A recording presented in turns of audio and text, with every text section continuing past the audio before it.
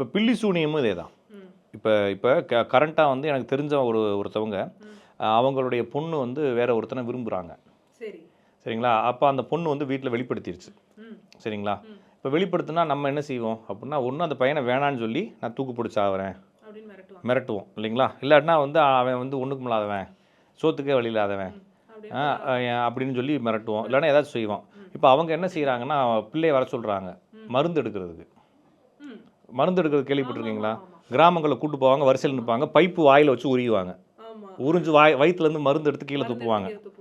அப்போ மருந்து யாரோ வச்சுருக்க வசிய மருந்து வச்சுக்கிறாங்கன்னு சொல்கிறது.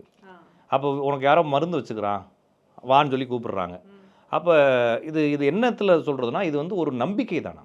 அதை வந்து அவங்களுக்கு வந்து பல நம்பிக்கைகள் கிராமங்களில் இருக்குது, லைவில் இருக்குது. அந்த நம்பிக்கைகளை வந்து நம்ம முட்டாள்தனம்னு சொல்கிறதுக்கு தேவையில்லை. அது தேவையில்லை. அது அவங்க நம்புகிறாங்க, அது அவங்களுடைய நம்பிக்கை அவ்வளோதானே தவிர அது மூட நம்பிக்கையாக முட்டாள்தனமான நம்பிக்கை தேவையில்லை. ஏன்னா அவங்களுக்கு அது வாழ்கிறதுக்கு வாழ்க்கை வழி கொடுக்குது.